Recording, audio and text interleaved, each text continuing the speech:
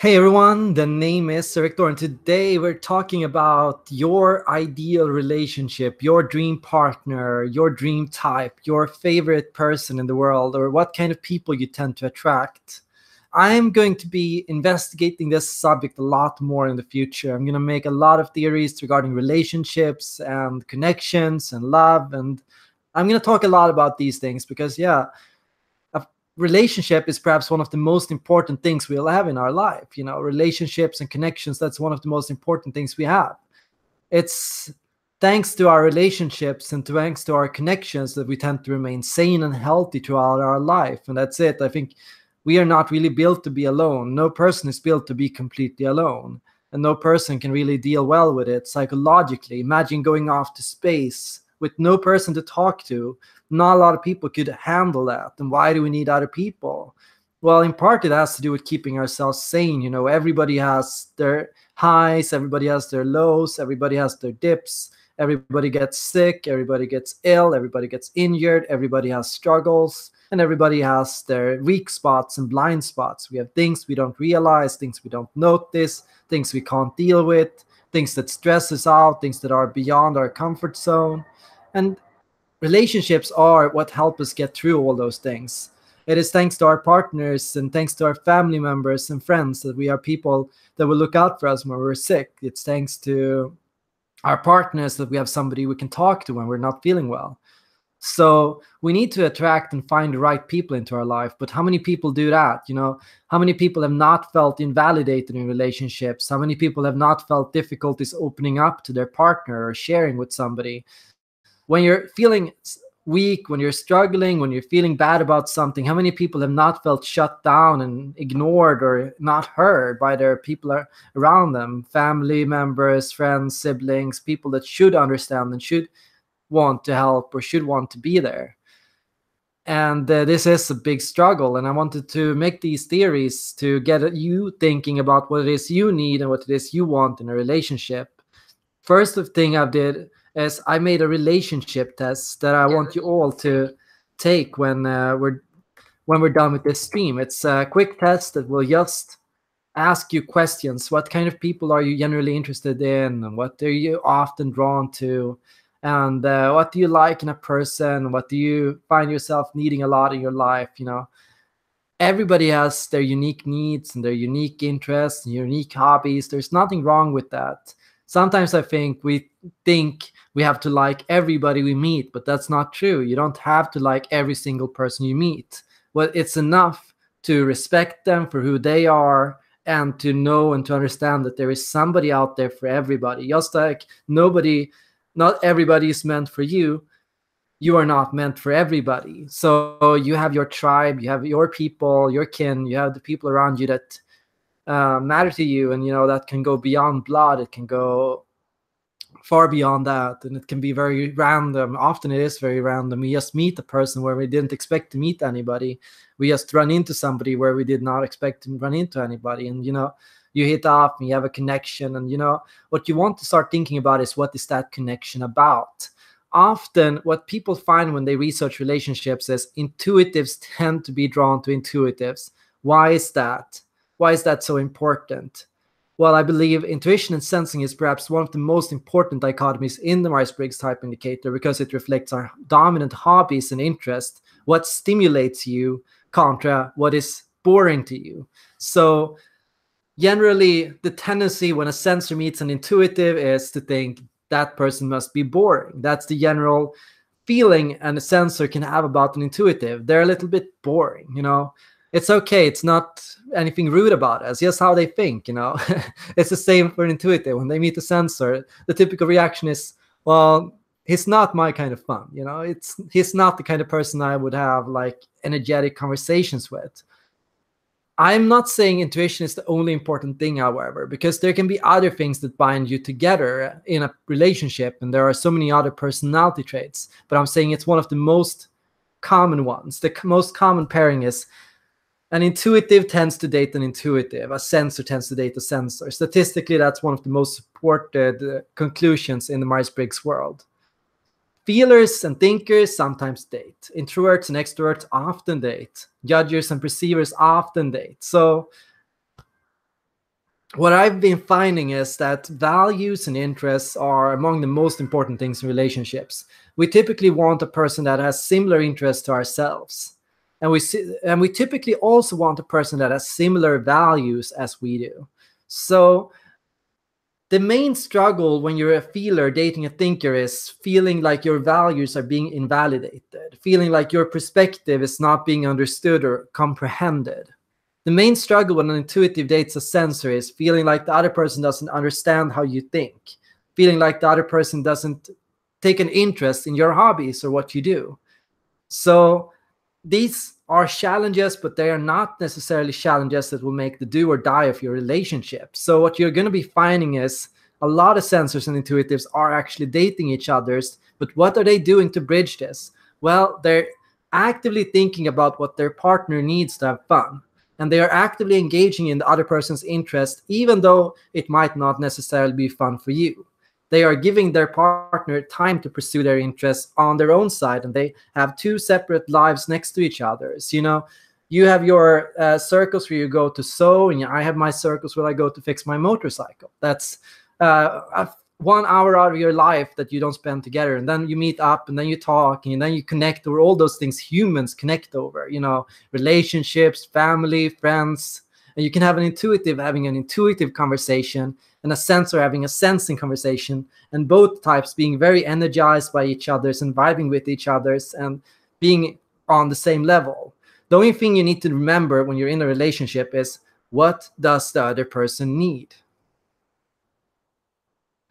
We keep forgetting that question. We keep expecting our partners to want the same things we do. We expect them to need the same things we do.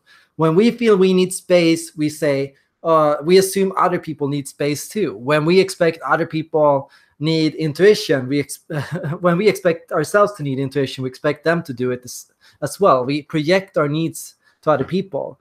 And this can be the die of a relationship. This can be why most relationships don't work out.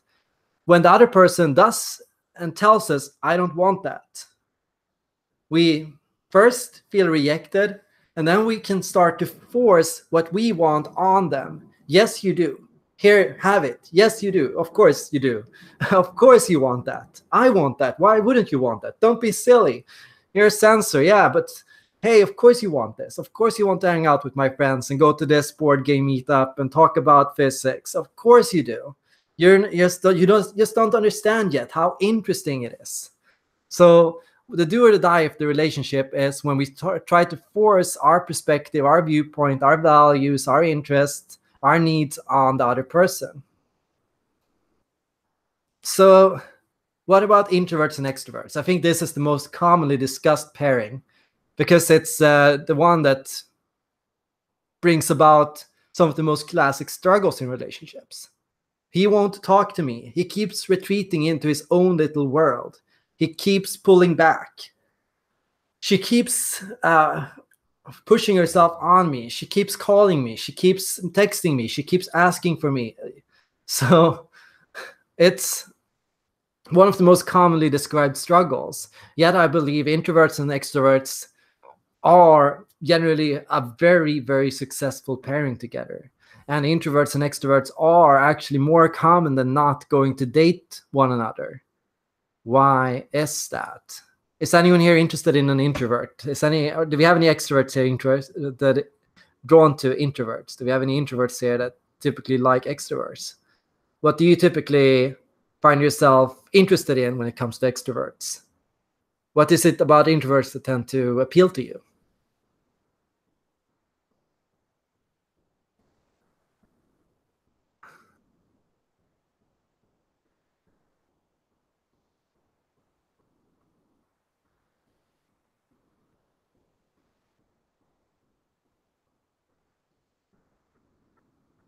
Why Yair says, I would like if we wouldn't be so social as humans. I would really like to not need to socialize since everyone is the same.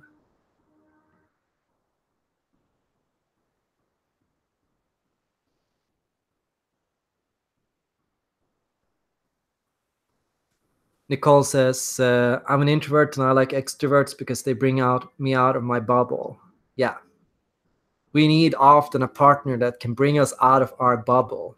How many introverts have not gotten sick of thinking their own thoughts over and over, going over the same ideas, theories over and over, reflecting on the same thing over and over? How many introverts have not gotten tired of being inside their own heads? Extroverts bring happiness and energy. Yeah, that's how we tend to associate it.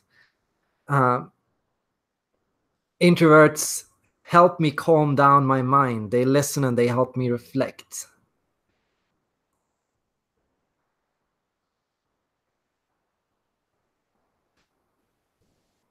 They make me think differently and they pull me out into the real world more. Extroverts speak and they talk. Yeah, that's true. Extroverts do speak and they do talk. Yeah, when you're with an extrovert, it feels constantly like you're being pulled by another person. It's like they're constantly they got your hand and they're pulling you. It's like a pull. That's the thing about relationships and attraction. I feel like often it's unconscious. It's often like it's described in the same way, like when an introvert and extrovert interacts. It's described in the same way. Often they say when you're with another introvert, what tends to happen is, as an introvert, it's great. It's awesome. We love each other's. We have a good time together. We feel relaxed around each other's. But often for love and for relationships, an extrovert adds that level of healthy anxiety and healthy pull to feel and to give that feeling of love and interest and attraction. The feeling is probably the same to some degree, in the sense that it's being pulled and pushed out into new places that you haven't been before, being introduced to thoughts that you haven't had before, being engaged in a level that you are not used to being engaged. All those things can help you feel that level of attraction and interest and energy that you need to have a healthy, growing relationship with another person. Of course, if you're two introverts, that can work too. But often what I see two introverts doing to keep their relationships going is they pull each other's, they consciously act to pull each other's. They plan fun events. They come up with projects. They come up with ideas, things that will keep each other's engaged and interested, to keep each other's from falling asleep. And with extroverts, it's that same setting boundaries. Let's meet up then. Let's take a break. It's that ability to actively, consciously work to make sure that you don't exhaust or overwhelm each other's, and that you're not pulling each other's too much, and that you're not acting in a sense that makes you feel exhausted. Kamiya says, I married an ENFP, but as an ISTJ, I am more extroverted than he is. He does help me get out more, but that is due to trusting him. So you're the ISTJ, and you feel more extroverted than the ENFP. Well, what I will say is sensing is sometimes confused with extroversion. It happens more often than you think. People confuse sensing with extroversion. So what is extroversion? Well, extroversion is being focused on the outer world, what people have told you, what you've seen, clues, patterns, connections, ideas, projects, all those things that are happening in the outside world, all those things that family, relationships, connections, data, statistics, results, evidence, facts, all those things that you can observe and make and connect and spot in the outer world. Sensing, and that's connected to sensory experiences. That's concerned with loudness and energy, and it's concerned with action and activity and discipline and routine and party and nature, and with all those things that are like connected to doing and experiencing and seeing and being and in the moment. And it's connected to all those things that we think and associate typically with extroverts. So sometimes what you might be thinking is, I'm actually not dating an extrovert, I'm dating a sensor. Because their interests often rely on action, they rely on things you can touch and hold and do, and all those things that are physical in nature. So we confuse sensing with extroversion. So that's good to know when you're looking at and you're thinking about how you clash and how you interact with another person. Hey Geesh girl, welcome to the stream. Nicole says, I'm an INFP and almost all my friends are INFPs, ENFPs, and ENFJs. I love my introvert friends, but extrovert ones are my favorite in some aspects because I have connection and contrast. Yeah, I think contrast is very important. And when you look at the introvert extrovert dynamic, it's also to that extent of being shown another side of the picture. So, what happens to me as an introvert? Well, I'm self centered to some degree. I can be self centered to some degree. I can get stuck in my own head. I can keep theorizing and theorizing, but I never try things out. I can spend years doing nothing. Well, I'm just living out life in my own head. What happened when I started dating an extrovert? Well, I started up ericthor.com. I started up my YouTube channel. I started uploading more often. I started like getting more into getting a job, and I started planning where I wanted to live, and I started planning all those things that have just happened in my own head. So it's like a kickstart energy boost. And what happened to her? What happened to her as an extrovert? Well, I think she got a lot more calm. I think she felt a lot more relaxed. I think she got into the point where she felt a lot more safe, and I think she felt recharged, like she could get more perspective in her life. She got more like interpersonal awareness. She, yeah, like all those things. I'm just speaking from what I think now. I should ask her later. But there is a final dichotomy, of course, and that's judging and perceiving. What what are your experiences dating judgers or dating perceivers? Like, what do you like about judgers and what do you like about perceivers?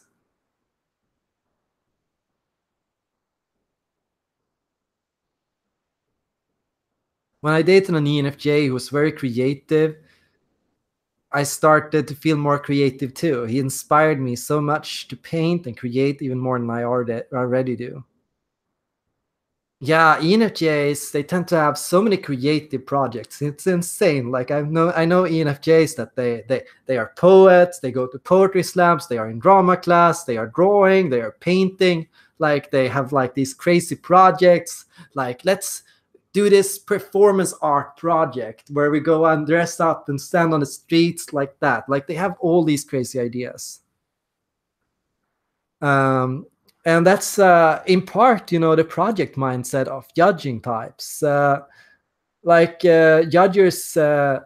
especially NFJs, such as INFJs and ENFJs, we usually have some kind of project going on. Like, we have intellectual projects, we have you would say social projects, we're influencing people, we're out like, and art and poetry, that's a perfect example of that. I've also been to poetry slams. I've also been drawing a lot, and I've also been showing my art off to other people, and I've been making YouTube videos, and I've been out in politics. I've been doing social projects, actions on the street, like handing out newsletters, campaigns, like all those projects, all those things I said about the ENFJs, in part they apply to INFJs as well.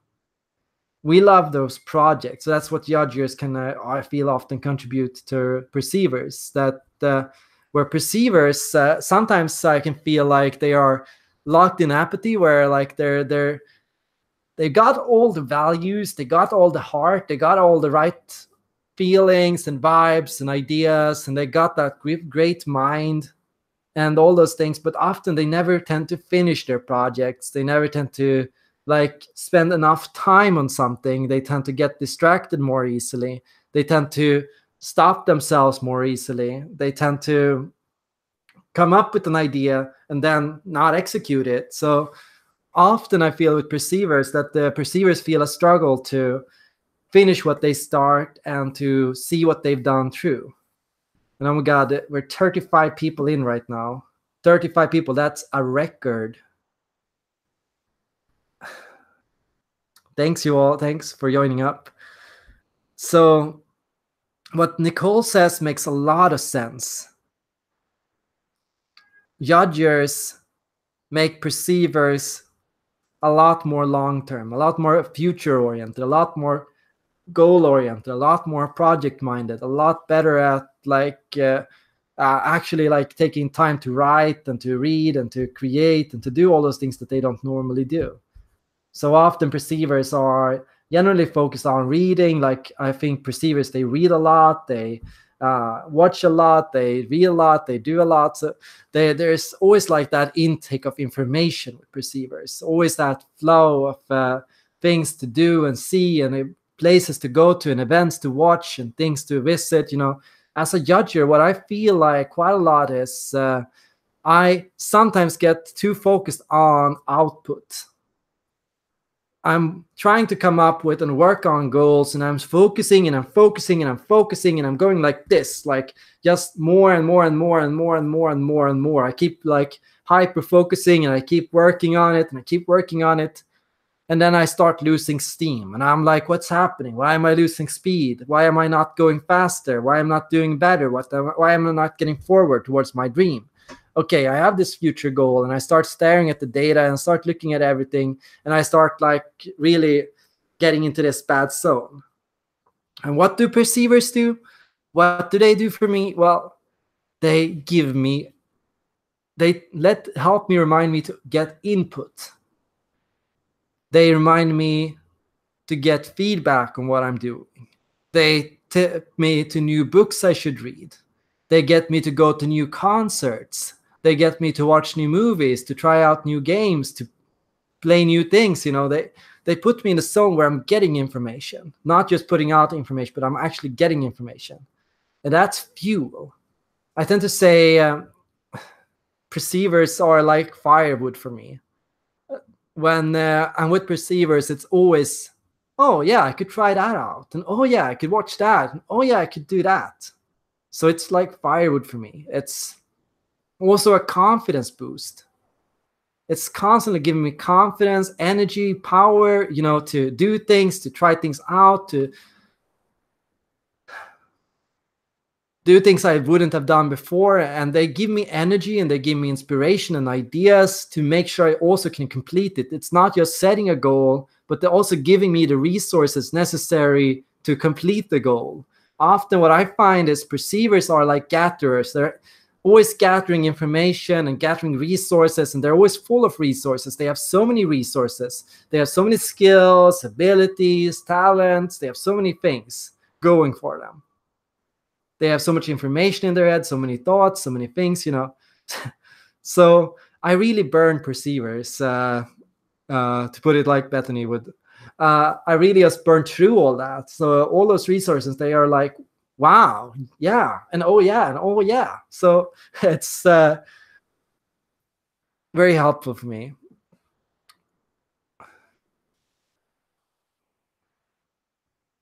Ankit asks, could you play something for us? Sorry, I can't. I'm much more of a pianist. It's my girlfriend that has the guitar. Christian asks, is it that IXXEAs are more goal-oriented, focused on the long-term horizon, while EXXEAs are more rigid, detailed, but also doesn't have the time horizon and determination of IJs? Oh yeah, they have a lot of determination. XXEAs, EXXEAs also have a lot of determination. What is determination? Well, it's confidence. It's the sense of power, and it's the sense of what can I do? I'm going to start switching this tone of this discussion, because what I'm going to say next is type is obviously not enough. Type is not going to mean the do or die of your relationship. Health is so much more important. Development is so much more important. What do I mean with this? Well, I'm talking here things like confidence. I'm talking things like having your own interests and pursuing things that will stimulate you. And I'm talking about representing your own values and standing up for what you believe in and living life in accordance with your beliefs and values. And I'm talking centering yourself, stabilizing yourself, calming yourself down, managing your anxiety, managing stress. All those things are really important to healthy and thriving relationships. Why do they matter? Why does it matter so much? Well, first, if you don't have the confidence, often the relationship is not even going to start. You're not going to be showing them off your skills as a perceiver. You're not going to be gathering the resources, and you're not going to be sharing those resources. You're not, as a judger, you're not going to be executing those goals. You're going to be thinking about those goals, but you're not going to be executing them. And if you execute them, you're going to give up very quickly, and you're going to be very half-hearted about how you pursue them. So if you're an intuitive and you're not engaging in your interests, you're not going to meet other intuitives, and other intuitives are not even going to know you're an intuitive yourself. When you meet an intuitive without hobbies and without interest, without like anything they do that is an outlet, a healthy outlet for their intuition, it's going to feel like you're talking to a person who's a little bit dead on the inside, because it's going to be like no energy. There's going to be nothing coming in there. The intuition is there. The base framework is there. They have what is necessary, and they can appear like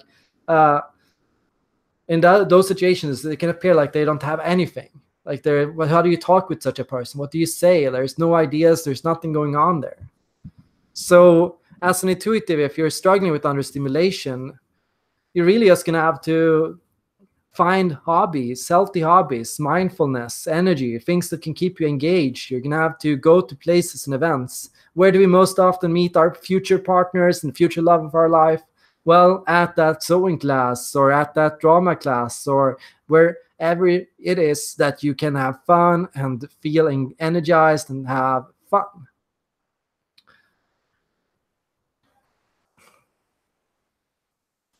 Nicole says, the most important thing to me is philosophical conversations, deep convos, and expressing inner emotions. Iris says, in real life, I actually try to set MBTI bias aside so as to give everyone a chance.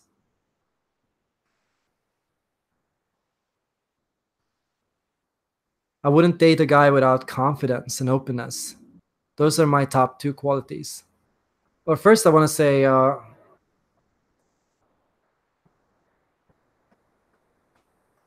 there's a difference between your ideal partner and your dream partner. And I was thinking about this earlier. Like, I'm not with the kind of person that I would in the past idealize.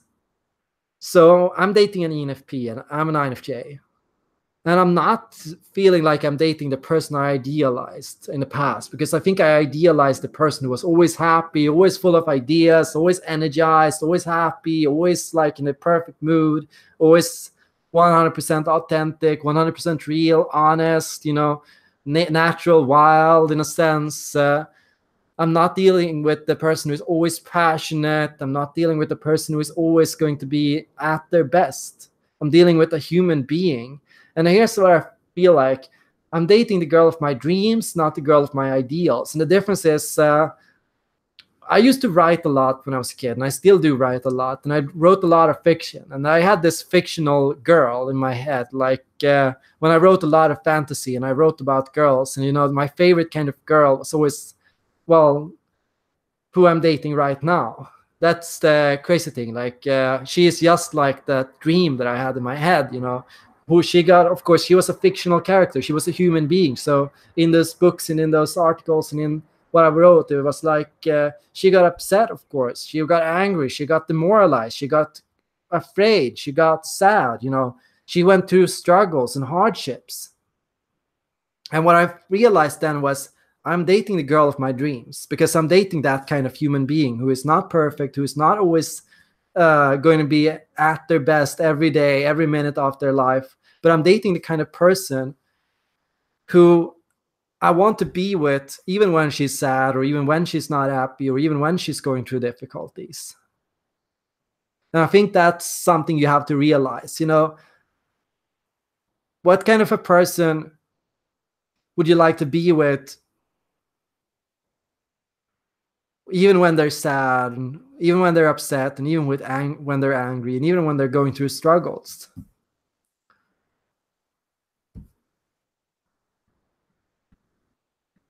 Nicole says, I idealize so much that what kills me now, I think. I try to compare them to past loves, and I have a problem with people trying to be perfect.